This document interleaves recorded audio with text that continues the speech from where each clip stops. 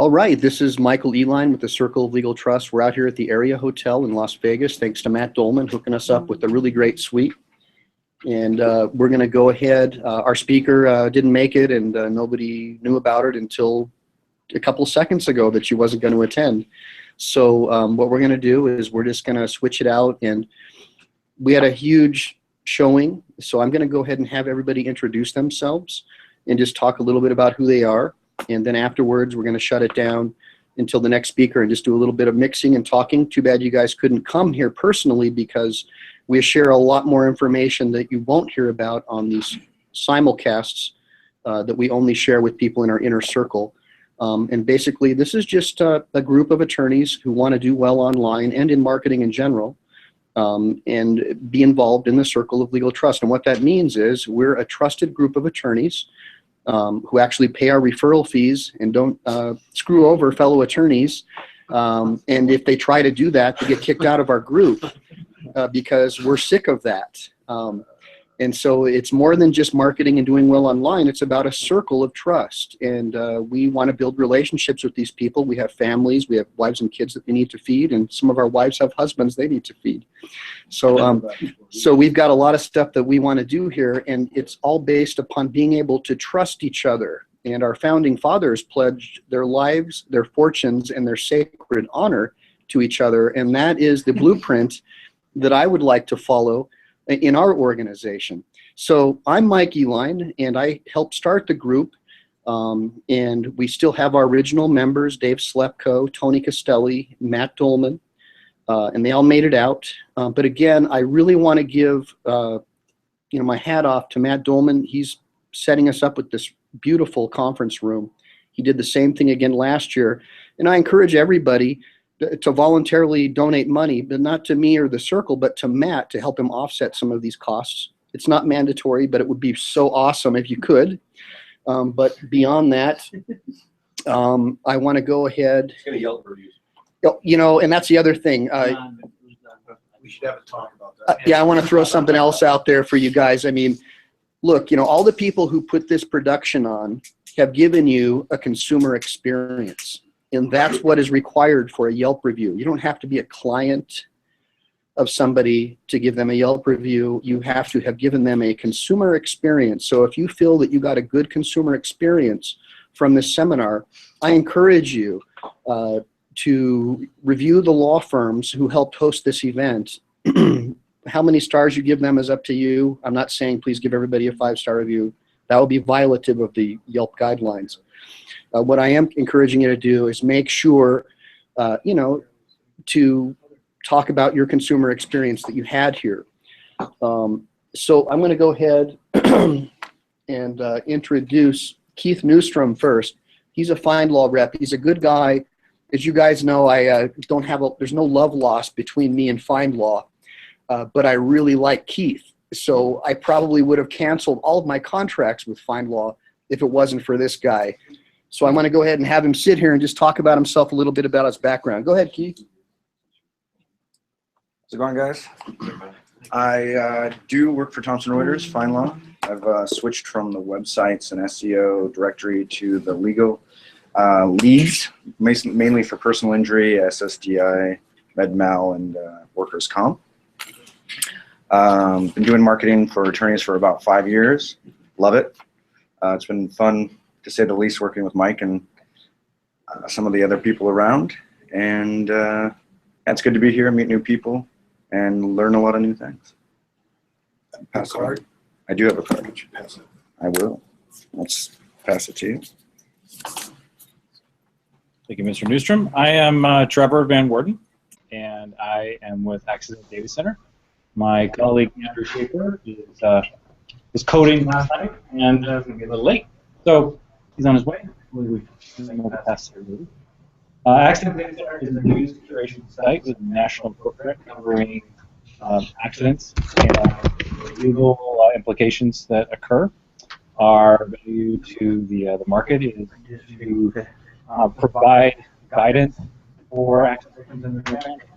Among those offers is the legal steps that they need to take. So we work very, very closely with PI lawyers all over the country. So is it a blog? It's a news curation resource. We just passed 1.2 million page views per month. About 600,000 unique visitors comprise that. So it's pretty exciting. It's growing really fast. Do you happen to know your DA or your PR? My DA or my PR? It's actually my PR is 0, believe it or not, because we have 0 inbound links. Well, relative to our outbound links, we actually link outbound by about 100,000 to 1. And that's essentially our whole model, is an outbound linking portal, and it's been working really effectively. So you'll be able to find us virtually any geography and accident type search online, or particularly hyperdynamic name searches. So a name of an individual who may have been in an accident, you do that quick search, typically you're going to find us really at the top, out competing the original media news sources. So pretty interesting stuff. Yeah. Do you have a card? I do. I've got lots of cards. Who's next? So you would come this way. Okay, Thank we go. you. How's that cord? It's a little short. Okay. With the batteries. Good morning. This is Julia McGrath. I'm one of the litigation attorneys at Matt Dolman's office. Here to learn more about what you guys do, and it's very nice to put a face to some of the names I see online. I guess unplug it, but that's what I'm-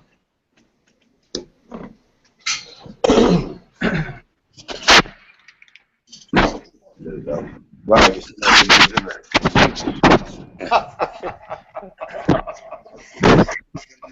Shut this off later.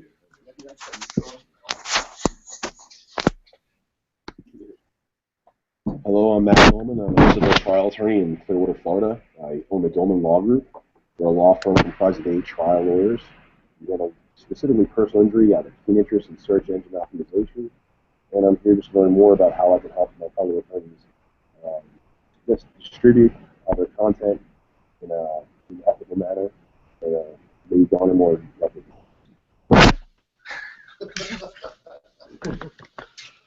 For that forward, I'm Stephen Willie. I'm the lead developer for Attorney Rankings. I'll let the guy sitting next to me kind of expound a bit more on what we do.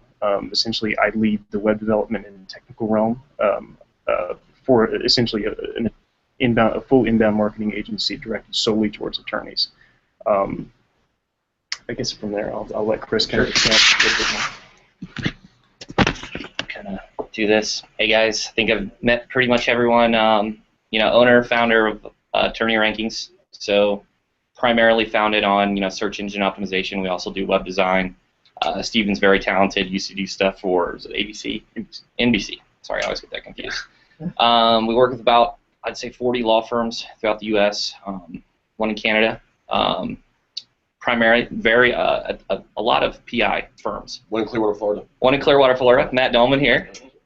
So, yeah, we do search engine optimization, and just here to kind of, brainstorm, share ideas, and just kind of collaborate and meet everybody. So, with that said, let's pass it along. David Slepko, I'm an attorney in Rhode Island, in Massachusetts, doing divorce, personal injury, car accidents, and so forth. Good morning.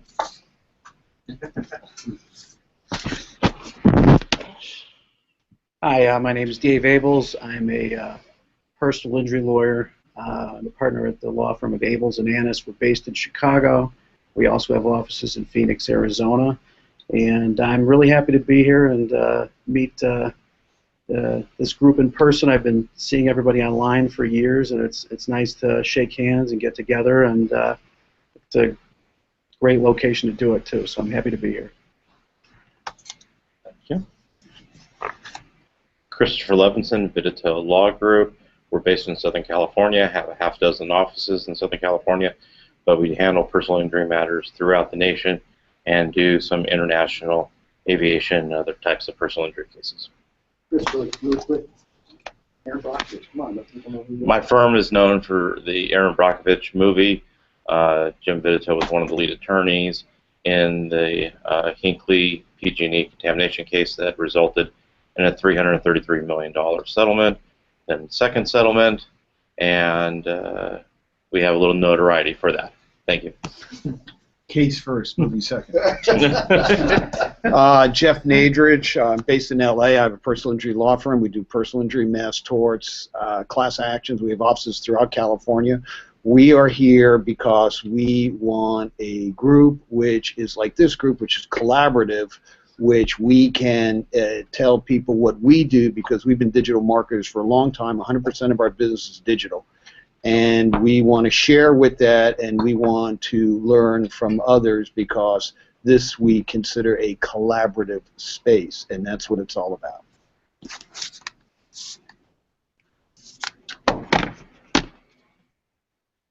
Good morning, I'm Mike Hackard. Whenever I look at myself, I think, wow, that guy's old. I'm the owner and founder of Hackard Law. We're in Sacramento, California. I won't claim to be an expert in SEO, but I have followed it and been involved in it over the years. And just as a little story, I can go back to, I think it was around 1995, and we were marketing for FenFen around the country. And one of the lawyers, and that, I don't even know if they had PPC then, I don't recall, but one of the lawyers in the law firm back in those days had a roommate at Yahoo who was an upper level guy, and whatever, the guy at Yahoo was making us #1 on all these searches. And I remember being back east and dealing with the lawyer back there who could not in the world figure out why we're always #1 on Yahoo. Believe me, we didn't pay anybody for it. It was just gratis. So if I go back, that was a good experience.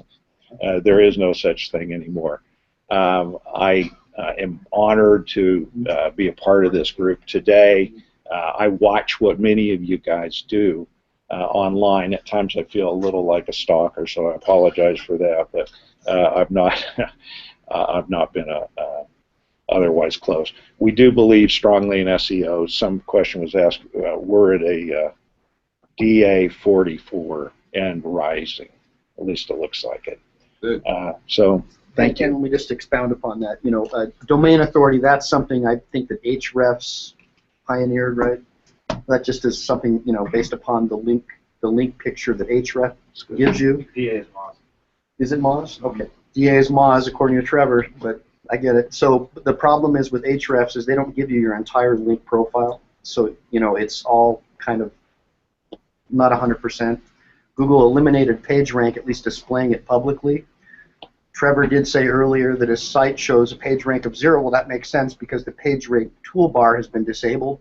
But my guess is his site would probably be around a PageRank 5, just based upon my 13 years of doing this, 13 plus years of doing this. I've got a pretty good idea that it's probably around a 5. And I don't know, is that bad or good? That's pretty damn good. That's pretty damn good. Well, for that, then I'm going to hand out cards. There you go. So, thank you. My site was. We're just going to call you 44. You're 44. Jackie Robinson and Michael Hatkins. Okay. Instead of you on the card. Mark, sit up. Hi, I'm Mark Hackard.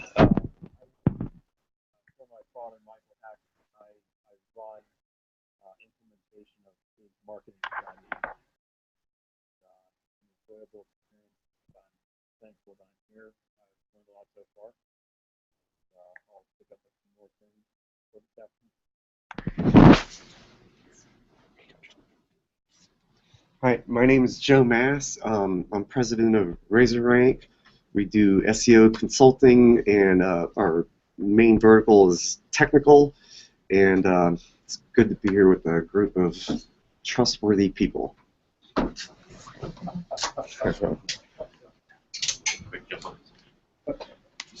All right, so, you know, I'm still waiting for Tony to show up. But, you know, since we're doing this little roundtable thing, you know, I'm willing to field any questions now. I know that this is really what Jeff Nadrich wanted all along. So go for it, Jeff. A few of you brought up wanting to, it'd be very nice if one could get a Yelp review. Now, we have a review. We're, like, I hope everybody in this room, I assume everyone in this room, reviews 24/7 with us. And so with Yelp, it was my understanding that Yelp would not allow a review which is outside of what Yelp would consider one's geography. So if I was to give you or vice versa a review of what we learned as consumers from this experience, Yelp would never allow that to stand. That's not so true. It's a question out to the group. Yeah, that's totally untrue. In fact, some of the top-ranking attorneys are getting reviews from South Africa and everywhere else in the world. They stick. Look, on the last day, I'm going to do a non-HOA discussion on Yelp and how to make reviews stick. But I can just, in a nutshell, tell you that reviews on Yelp stick if the person reviewing you uses Yelp regularly, number one. Number two, has it tied in with their Facebook account, because that's a signal that Yelp looks at to make sure it's a real person and not just someone trying to game Yelp. And the other thing that they're looking at, so we've got Facebook, they're looking at that. They're looking at regular use. And then the number one thing, if you want your reviews to stick for other people on Yelp, is to make sure you have it on your handheld device. That is major, major, major, because they look at that as a very powerful signal to indicate you're a real person, not a bot or someone gaming Yelp. So add the Yelp app to your freaking phone. Every time you eat, take a picture of your food, post it on Yelp, and review your food server or review the restaurant. Follow Dan's advice. And don't talk about how they got me great results. I mean, sure, you can mention that, but it's really about, did these people return my calls? Were they jerks? Were they egomaniacs? Did they promise you the world and not deliver? I mean, you'll see some of these new guys that just came out of nowhere in LA. Look at some of their reviews. It's awful. I mean, you know, the guy was a punk. The guy was a jerk. I hated him. He was an a-hole. You know, so make sure to be nice to people. So, Jeff, I hope that answered your question about... It did. You know, Jeff, I wanted to say, too, that I got to believe that Yelp and TripAdvisor are pretty tight in terms of their competition. And even though there's different objectives of those two platforms, TripAdvisor without the tourist, frankly, would be nothing. And I've left some very powerful reviews out of my geography on the TripAdvisor platform. And I got to believe that Yelp is thinking the same thing, that people from out of a given region are looking for help against a certain directory of resources in a given place that they may not know about. That may be why they're using TripAdvisor's sole purpose. I use TripAdvisor and I do reviews on TripAdvisor for my trips too. And I think TripAdvisor is a fantastic site. But that's what they're all about, whereas Yelp, you have to be a regular Yelper. Ideally, you have to be an elite Yelper. Power Yelper, right. Ideally, and I would think that for the most part, even though with Mike, we're going to try what Mike said, it's more of a geography. We really focus, at least in our operation, in getting people to give us a local Yelp, so Yelp will see that their IP address or their address is close to the office that we're getting our. And let me throw something out there. You know, Jeff has a point that Yelp's algorithm probably has a preference for local reviewers. The issue is that most people who review usually only give you a bad experience, number one. But right, I mean, I don't. You're that way. I don't go out of my way to give someone a positive review. I go after people I don't like. I mean, that's human nature, right? I only do positive. Attack. But here's the issue. I'm a cruise ship. I do cruise ship accident. I lobby in Washington, D.C. for cruise ship passengers. I'm going in a couple of weeks. In fact, if any of you guys want to come as a volunteer and come with me to D.C. to lobby on behalf of rape victims and women, wives who've been thrown overboard by cruise ship employees after they've been beaten and raped, I would love to have you. And then you can see how Washington really works when, the lobbyists from the cruise ship company follow you with a checkbook to write to the congressman or senator who just said they would support your legislation and watch your legislation get blown out. Then you can see how the government really works. But beyond that, as a cruise ship accident attorney, most of my clients are in other states. Right. If it's a Princess cruise ship case, the forum is California, based on California negligence law. Right. So, reviews from other states are perfectly okay. People who stay at hotels don't live near the hotels. There's a ton of reviews on Yelp on hotels from people from all over the country, and they all stick. I think what the Yelp algorithm may be looking for is, are all of your reviews from other states? because if that's the case, probably most of them will get buried.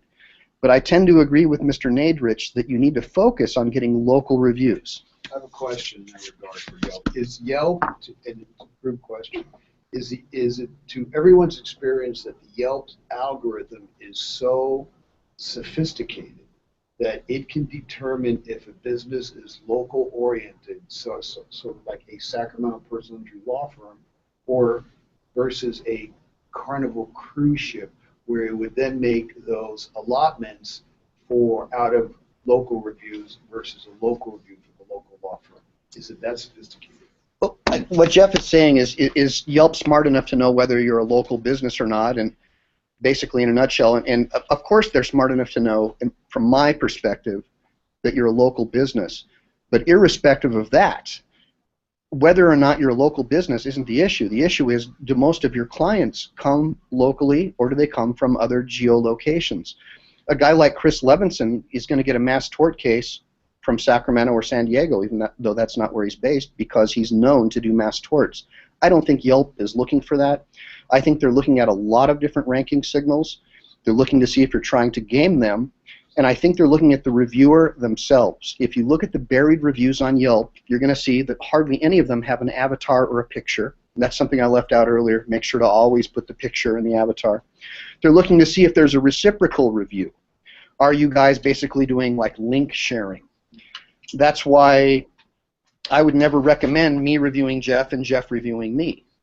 So, you know, that's something you guys have to think about, which we'll talk about on the last day offline, how that works and how you can make sure to help each other without hurting each other. And again, if you attended the seminar, you would get to get in on all the secret sauce, but I'm not going to talk about it online.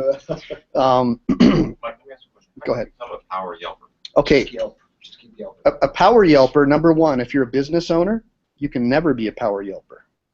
So, and if you're related to someone who's a business owner who's actively on Yelp, you cannot be a power Yelper either. I don't think that's true. Well, it's in their guidelines. It's in the Yelp guidelines that you cannot be, and if they find out, What do they you will. mean by related? Is like marriage count? Yeah, if you're married to someone who is, like my wife, for example, can never be a power Yelper. It's right in the Yelp guidelines. My son and daughter can never be a power Yelper, an elite Yelper. But if you're able to get reviews from elite Yelpers, those are like PR6 backlinks. If you're old school SEO guys, do you you know what I apply mean. to become one, or is it at a point that you've just done enough reviews that they've now recognized you? Okay, this is a power Yelper. The question is, do you apply to be an elite Yelper? And yes, you would apply, and then they would look at you to see your reviews, to see your cool pictures that you took at the restaurants, or of the lawyer's building, you shaking the lawyer's hand while he's passing you the settlement check, and then they would decide if they're going to let you in to be a power Yelper. That's really the way it works. But if anybody has any differing views or opinions, I want you to speak up, because I'm definitely. Power Yelper? You My can't. buddy's wife is. Huh? My buddy's wife is, and he owns a business. That's why. Someone that's a power Yelper, how many reviews have they posted? Typically at least 100. Okay. That's what I've seen. You know, I'm somewhat newer to Yelp, but I did link it up to my Facebook account. I don't know if everyone's done that. But one thing, based on what I'm hearing from you, Mike, when you link it up, it'll show you all your Facebook friends on Yelp, but it will also show you who's writing reviews, which I guess is really important. Because I have a ton of people on Yelp who aren't writing any reviews, but there's a few that are real active, and you know that might be something to look at. So what Dave Abels is talking about is when you add your Facebook account to Yelp, it'll actually give you a snapshot of everybody who's in your circles who are active Yelpers. And that's really awesome because it shows you right there if they're elite Yelpers. So that's something that's really cool because those are the kind of people you want to know.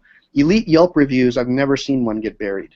And I've seen guys with 50 reviews from non-elite Yelpers and guys with 2 reviews from 2 elite Yelpers. They rank higher in local search. They rank higher in the Yelp results just with 2 elite Yelp reviews. So quality definitely over quantity as far as I'm concerned. That's been my experience. But, you know, I'm no god, you know. I'm just a hard worker, and I'm just telling you what I know.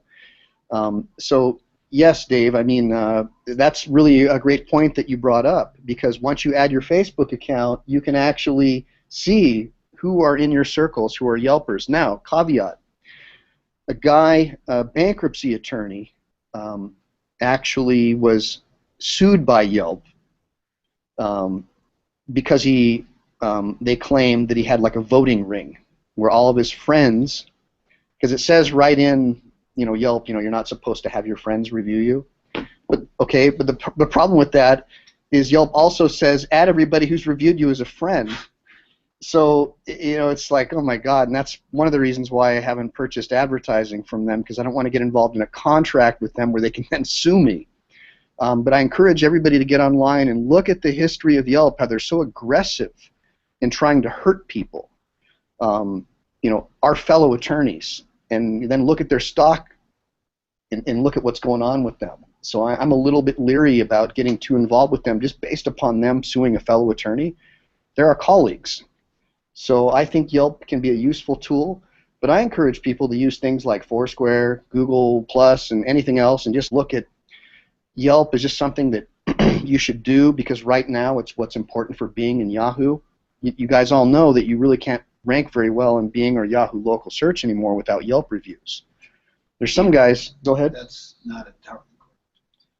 Well, Nadrich is saying it's not entirely correct, and I agree with Jeff, but I think that if you look at the #1 results in Yahoo local search and Bing local search, you'll see that these guys have over 50 Yelp reviews. Yes, but the person who has no Yelp reviews, Yahoo will take reviews from sources. Once that location has a Yelp review, what you stated is correct. So what Nadrich is saying, and he's right. I had like, I don't know, 50 reviews on Yahoo local, and then unfortunately somebody reviewed me on Yelp, and I lost all of my 50 reviews on Yahoo local and went down to the bottom of the pack, because once you get a review from Yelp, all of your old reviews disappear.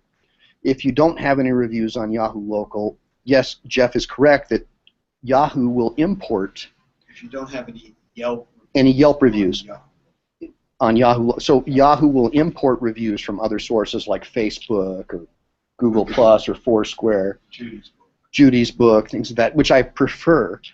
And I honestly hope that Bing and Yahoo will rethink this deal they have with Yelp, because I just don't think Yelp is playing fair, personally.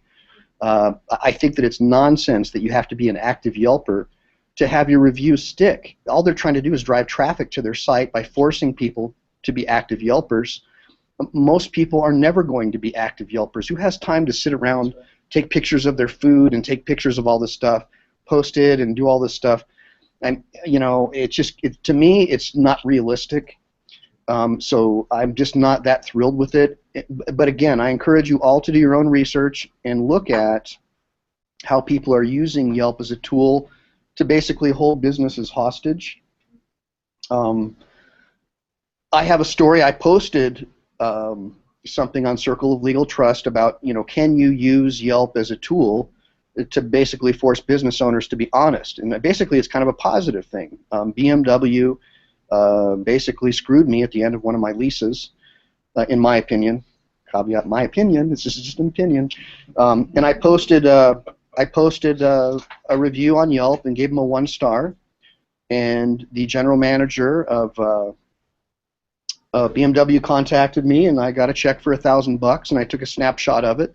And I made another comment on my Yelp review that BMW did the right thing, but unfortunately I went and bought a Maserati because I'll never buy another BMW again after that horrible experience I had. But I raised the review up because they ultimately did the right thing. So yes, Yelp can be used as a tool to get things resolved. Unfortunately, it can also be used as a tool to destroy somebody maliciously. And that's where I take exception to what they're doing. Questions? Anybody have a question? Anyone have any feedback as to what their experience is? Just a couple things from mine is once I started syncing the Facebook that Dave was talking about and adding all the friends and my connections, I noticed that my reviews started sticking. I mean, it's just being an active Yelp user. And I think, all of us, could write a review for everyone, but I wouldn't do it consecutive every attorney. I would do it one for the firm and then go take a couple pictures of your food and your, your whatever you're doing and kind of, saturate a little bit. I mean, Well, that would be similar to TripAdvisor. Yeah, so Yeah. Chris Dreyer's bringing up a point that I'm going to talk more about in our private session, but you know, what he's basically saying is if you're active on Yelp and you're adding a lot of friends and doing a lot of stuff, the reviews that you give people are more likely to stick. But if everybody's just reciprocally reviewing each other, that's all going to get buried right away. But if it's done slowly over time where you space it out, what Steve Sweat refers to as sandwiching, if you sandwich your reviews, so let's say Dave Slepko likes the consumer experience he got from Eline Law Firm sponsorship of this event, he might want to give the firm a good review for sponsoring the event because he had a good consumer experience. But if he then reviewed Dave and Matt Dolman and everybody else, you know, Tony, and just lawyer, their algorithm's going to bury everything, and they might even try to suspend your account. Who knows? You might get served with a lawsuit. So just be very careful. Be very careful on how you do this. It's kind of like, I guess, the Masons. It has to be free and accepted. You guys have to voluntarily do this stuff on your own. So you should never ever ask somebody, in my opinion, for a Yelp review. You should just talk about it a lot and hope that they'll get the clue that it would be a nice thing if they reviewed you. If you ever ask for a 5-star review, that is something you should not do. You should never ask for the rating. You should ask for the review if you're going to ask for anything at all. Yeah, who would do that, man? Dolman said, I have no idea. And, you know, while we're on the topic, any other ideas? I'm just curious. Like, I'll certainly inquire and see if someone's active on Yelp. I'll, you know, and I'm certainly aware of who's got a Gmail address. I'm sure you guys are too. I'm just curious because it's pretty hard to find a Yelp user. Are you an active Yelp user? I just became one, and I'm, you know, I go back and forth between Chicago and Phoenix, so I did start writing, you know, every restaurant. I mean, I'm not, you know, I don't have a ton of reviews yet, but I'm at some point, I'm sure it'll add up. I'm not trying to overdo it. I mean, I've been really active on TripAdvisor over the years, so. Well, you know, I have my own opinions on TripAdvisor. I think that Because people can't hear what they're saying, so I'm trying to like narrate. So what Dave is saying, because I know you guys can't all hear him. No, it's okay. What Dave Abels is just brought up is that, you know, even though he adds his Facebook account and does all this stuff to try to find active Yelpers, he really can't find any. And that's something that I run into with 99% of my clients in my personal injury business. Most of your clients aren't Yelpers. These are people who have jobs. Otherwise, you probably wouldn't have signed them up because there won't be any specials. Most people that I've met who use Yelp are people who sit around and review people on Yelp because they don't have anything better to do. That's been my personal experience. And trying to convince your client to become an active Yelper is crazy because these are people who have families to feed. They don't have time to play around on these sites. That's why I brought up the subject in the very first place, because Yelp is very difficult. This is not like Google or anything else. Yeah. Yelp is always the most difficult for us. So what Jeff is saying is that this is what Jeff is saying is his experience that it's just almost impossible, and so he's focusing on other things like Google reviews and things of that nature. And I tend to agree with him. And he's saying that that's what makes Yelp so difficult. And ta-da, that's why Yahoo, Bing, and Google are giving such a powerful, positive influence on these Yelp reviews. There's a direct correlation between your Yelp reviews and your local rankings now. Let's face it, guys. Yeah, go ahead, Jeff. That's Jeff. the dilemma for us as personal injury lawyers, and that is this feeds into what is going to be part of my discussion later on this afternoon, and that is the latest 3-pack algorithmic change of Google, and part of that algorithmic change is Google lending more authority and so-called trustworthiness to directories, louder? Yeah. To directories of which Google considers Yelp to be one of. And so that makes it even more of a quagmire for us as personal injury lawyers. And we are all, at the end of the day, local businesses. We have to understand that. We're local businesses. We're local to the consumers in the business. Consumers are going in whatever money keywords you have in your part of your world. And if Yelp is all of a sudden there where it wasn't prior to the algorithmic change, It's something that we have to face no matter what, no matter how difficult the problem is. Because what Michael said is the truest thing, and that most people and most business owners, and I think if we went around this room, we would be surprised how few people have an active Yelp user account. I have run into this time and time again that people just don't have an active Yelp account. And so we can't benefit from that. And so it's even more difficult because of this algorithmic change that Yelp has now been propped up ranking-wise by Google as a directory of some sort of trustworthiness. So we have to deal with it. This is something that we have to face. You know, I totally agree with what Jeff Nadrich is saying. But I got to tell you, you know, look at the stock prices. I mean, I don't think I can't imagine a company like that is going to survive unless they seriously change the way they treat people, especially lawyers. Go ahead, Chris. Yeah, so the other thing I was just going to say is, so we're concentrating and talking a lot about Google Local and Yelp, but you know, one of the first things you should do is type in your branded search and see what sites pop up. It's Yellow Pages. You want the social proof 5 stars. You want at least one to show the star rating for social proof for conversions. But the other thing is too, every time you get a review at all these different sites, it's additional content being added to your profile. Right. So it gets your page recrawled. It gets those signals sent back to your main URL. So even, you know, we're concentrating on Google and Yelp, but you know, all the subdirectories, every time we do that, it pushes them up in search too.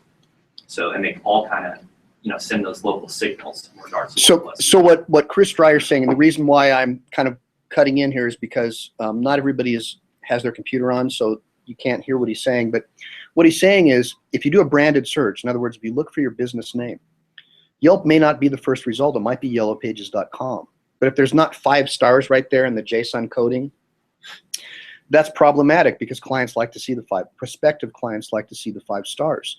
So if Yellow Pages is the first one to show up, well, by golly, you probably better try to find your clients who have Yellow Pages accounts, or see if you can somehow, without asking them for a review on Yellow Pages, to give you one. Remember, you can't ask for one. You have to somehow get one magically. It's kind of a joke, but so that's kind of that's kind of what Chris Dreyer's saying. It looks like, are we offline? Yeah, the other thing is with the reviews, so when you get somebody to review you, they're naturally putting keywords related to your business. They may say attorney, they may say lawyer, they may say your geography. And it's the same thing for your blogs and your content when you get engagement. So if you have, you know, your website that doesn't have a good comment section at the bottom, you know, where you can actually see what's being talked about for the community, and that's problematic because you're not getting that additional content. It's not getting re-indexed, recrawled. So, you know, a lot of times they have those general WordPress. So really quick, so another thing, and then I'm going to let Jeff talk. What Chris is also saying, which I left out a minute ago, is that by getting that new review on Yellow Pages or any other review site, Foursquare, which I think you need to be focused on Foursquare, I really do. I think that what he's saying is that encourages Google to recrawl your site and everything else. So getting fresh reviews encourages a recrawl. That encourages more traffic and the robots to search your site. And I'm getting a heads up from Joe Moss over there, our JSON expert. So that's an affirmative that we all are in accord that is true. Go ahead, Jeff. Well, Chris, I have a question to you on the content or the narrative of the review. Isn't it a fine line that one doesn't want to use a word too much because the algorithms will pick that up and the review will not stick as a direct result? So one just doesn't want to use aggressive personal injury lawyer or things like that. So laudatory. Right. So that's a great point. So you want them to be natural. You know, you don't want to encourage your reviewers to use your keywords over and over. But you know, there's been a lot of talk about keyword density over the years and SEO and all these issues. But to me, I think that there's less of an issue in regards to keyword density than there were before. You know, a lot of issues were before where people were adding those keywords to their alt text and they were like, why is my page buried? Well, you have 10 images and every one of your images says personal injury attorney. Maybe may not be in the copy, but it's most certainly in the coding of the site. So, you know. So what Chris is talking about is keyword stuffing, and there's two issues. One was on-site keyword stuffing in your alt tags on photos, and the other one was client reviewers stuffing their review with the terms you want to rank for. That's a bad thing with Yelp. If they see a bunch of reviews where it looks too promotional with lots of the same keywords in every reviewer, they're going to assume those are fake. In fact, they're looking for things like 3 periods after the sentence and then the exclamations. They're looking for they're looking for things that would be more natural if you were sending someone an email, for example, or if you were texting someone, like with an LOL, he was so cool, he was the best looking attorney I've ever met too. If he didn't have a wife, I would have married him, and he always called me back. They're looking for things that look real. That's pretty cool. That's the kind of stuff they're looking for. And you can't just have tons, he's a great lawyer, he helped me with my car accident. It's not, he was a great personal injury attorney in LosAngeles.com. No, bad. That review's going to get buried. That's what you said. So, does the, back to what you were saying about the recrawl, does a Google review get the same recrawl as, say, Foursquare? I don't know the algorithm, the code, but I would assume it would. It would get more so from Google, for sure. I would assume that it would get recrawled more quickly. And going back to what we were talking about how with the keywords and how they're written up, what about, this came up in conversation with my law partner the other day, as far as you got a client who's not the best with proper grammar. Does that make the review more legitimate, or can that have a negative effect if you have a ton of way more legitimate? I think it's legit. Yeah, more natural. Dave Abels is saying. What Dave Abels is saying. Well, what if the client sucks at writing, which 99% of people who went to public school do. They don't. They rely on spell check and everything else. How many times do we, the people that are running pay-per-click campaigns, you check your search query results? I mean, they're pretty bad. So probably the worse the spelling and the worse the grammar, probably the higher chances that the review will stick based upon my experience. Chris, can I ask you a question? Sure. This is a very interesting subject for me, and that is the naturalness. Do you think that there's a difference between Google and Yelp as to their analysis of the naturalness of a Google review versus a Yelp review? In other words, is Google as hypersensitive in policing the narrative of their reviews, in your opinion, as we all know that Yelp is? Question. So, I don't know. This is a quick answer. But what I would say is, the top 2 signals, they just had a Google Hangout with Rand Fishkin, Eric King, and everybody, just a few days ago, and they said, they asked them point blank, what are the most important SEO signals? Number 1, words. They didn't say keyword phrases. They said, the words on the page that are related to the specific page that you're trying to rank for. To the links, which has been time tested. And 3 was what they're referring to as now rank brain. Where I was going with that is rank brain is artificial intelligence. So I'm sure that Google will evaluate all, tons of metrics.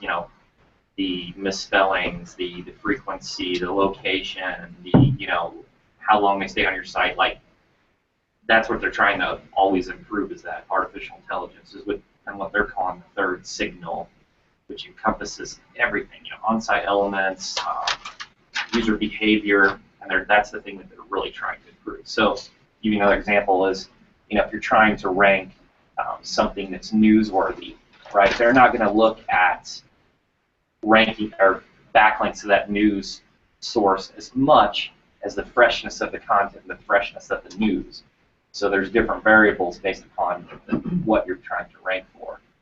So the question that Nadrich had was, does Chris Dreyer think that Google is as aggressive at looking at the reviews and if they're legit? And Chris is saying he doesn't know, but he talked about the seminar with Rand Fishkin and Eric Inga online, where he just basically went over what Google does look for, and we know that it's basically words and not necessarily keyword stuffing like we just discussed, but just the words themselves. And that gets back to, what was the consumer experience like?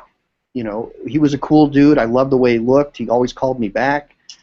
As opposed to, he was the best personal injury attorney in Los Angeles and he got me $1 million.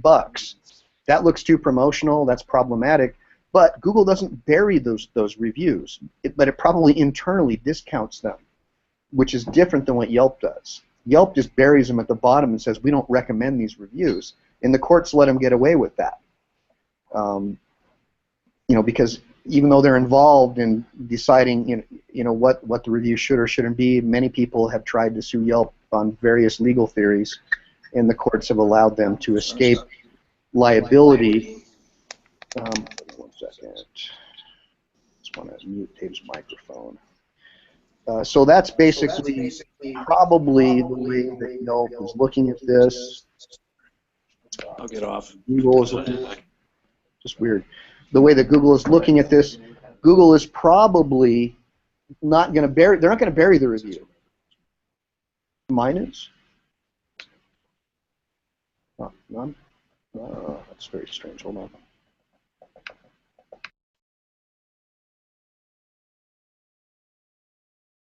No, I'm good. I should be good. I don't know why it says that. Maybe because it's Bill's computer. Maybe he's got me muted on his computer. Yeah. Oh, okay. So, Question. you guys probably can't even hear me. Where is Bill? No, Chris, can I ask You know what? Hold on a minute. You know what? We're going to go ahead and go offline right now because there's really we've pretty much covered this, and we'll just keep talking. The Google Hangout,